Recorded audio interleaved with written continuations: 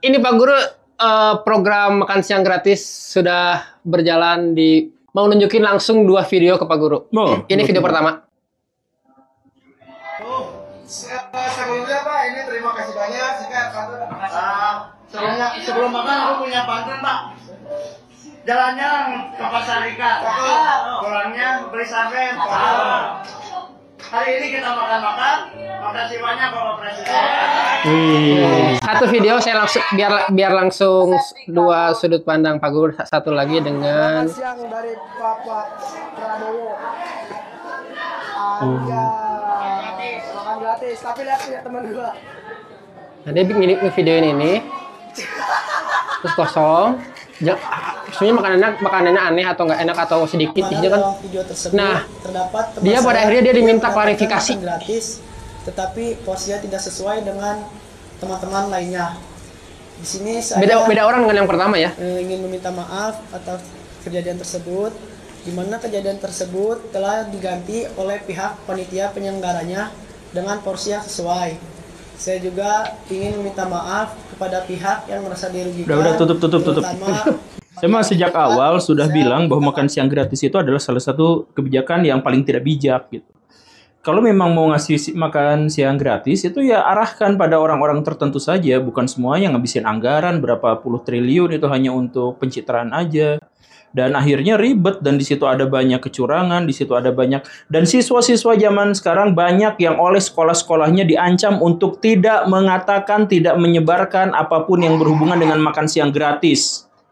Itu berarti apa? Itu artinya menciptakan koruptor-koruptor baru di masa depan. Itu artinya apa? Menciptakan anak-anak yang akhirnya tidak bisa kritis dan tidak berani untuk menyampaikan kebenaran di masa depan. Dan yang jadi masalah emang apa? Kenapa tidak boleh dipublikasikan?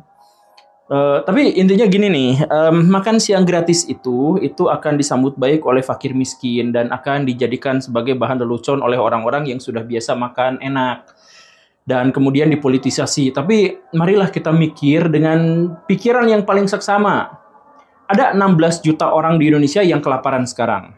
Coba fokus makan siang gratis itu ke mereka-mereka.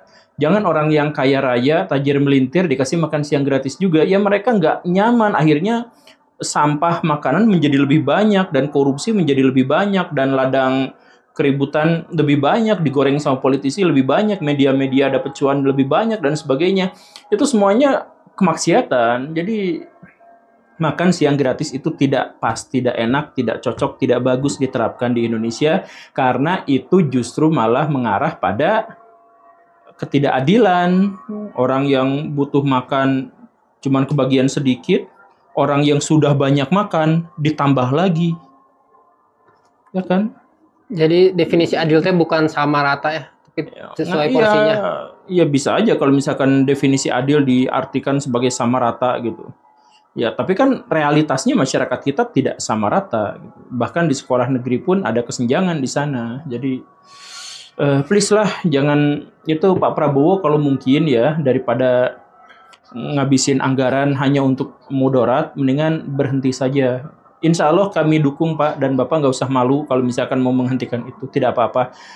Berikan, alokasikan untuk orang-orang yang benar-benar membutuhkan dan jumlahnya harus lebih banyak lagi daripada misalkan ya 10.000 dibagi sama rata ke semua orang jadi sedapatnya sedikit ewang, mendingan 10.000 itu diberikan kepada beberapa anak yang memang sangat membutuhkan. Apa ini? Skill. Terekam kamera seorang emak-emak melakukan trik sulap. Oh iya. Skill anjay.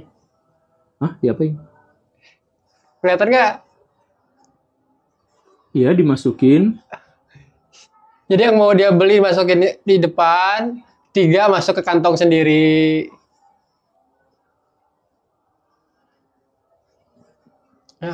Nah, jiwa-jiwa maling yang pakai hijab itu cukup banyak Pak Guru. Bahkan ada video di minimarket ibu-ibu beli kayak susu, kotak susu, dimasukin ke selangkangan dan lain-lain.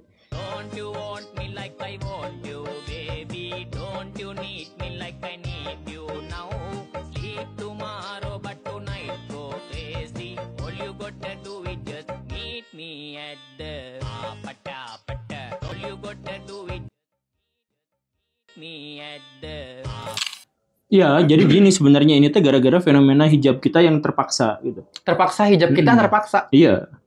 Jadi kan sebenarnya di masyarakat kita sekarang tuh kalau ada perempuan gak berhijab tuh itu akan dapat positif toksik berulang-ulang. Kapan hijrah? Kamu cantik loh kalau pakai hijab, kamu lucu loh. Jadi perempuan yang nggak berhijab dan nggak berniat berhijab dan tidak mendapatkan pencerahan untuk soal hijab tuh terpaksa akhirnya berhijab. Jadi sebenarnya kita ngelihat orang yang berhijab di mana-mana tuh sebenarnya ya tidak menginginkan itu, cuman gara-gara takut dipersekusi atau apa. Jadi ya itu mah terserah soal gimana kedepannya. Cuman fenomena inilah yang akhirnya menyebabkan kita menemukan ada PSK pakai hijab, ada biduan yang itu pakai hijab juga, terus ini para maling juga pakai hijab juga gitu. Dan itu narapidana itu kalau dihadapkan pada hakim juga Iya, pakai biasanya pakai langsung. peci, pakai ini. Kenapa nggak misalkan ya saya mohon maaf ya. Kan kalau misalkan di Romawi mah gitu kalau narapidana teh dikasih mahkota berduri gitu. Ya, kenapa nggak pakai yang kayak gitu. Tapi ya kita mah jadi simbol-simbol agama tuh jadiin mainan gitu, jadiin ya sekedar simbol aja hanya untuk menjustifikasi tindakan-tindakan kita. Dan akhirnya banyak saya ketemu sama banyak orang tuh kalau misalkan ketangkap kayak gitu. Ya ini kan buahnya milik Allah. Ya kayak gitu kan jadi Semuanya milik Allah, sudah pasti. iya. Saya ambil. Iya makanya kalau semuanya milik Allah lah kenapa dia yang ambil? Ngaco kan. Susah belajar di pesantren daripada kita hidup di masyarakat. Mari rajin belajar bersama, karena tidak menyesal selamanya di bawah bimbingan para kiai. Nikmatin dulu Pak Guru sampai habis. Kau janji untukmu bangsa dan negeri ini. NKRI Tuh, Tretan Muslim aja nge-likes tuh. Nge-likes videonya. Gimana Pak Guru? Tretan Muslim nge-like video ini. Iya. Dia menyukainya kayaknya. Saya juga suka lagunya asli. Suka lagunya.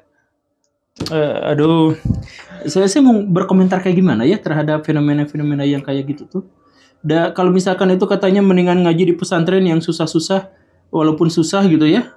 Enggak, di pesantren yang kayak gitu tuh enggak belajar Islam. Kalau belajar Islam tuh mereka belajar tentang kesabaran, belajar ketulusan, belajar keikhlasan. Tapi kalau pesantren-pesantren kayak gitu tuh biasanya cuman saya susah ngomong, saya mau bikin serangan langsung lah. Ini mah udah menyangkut masalah apa ya, masalah yang lebih real gitu.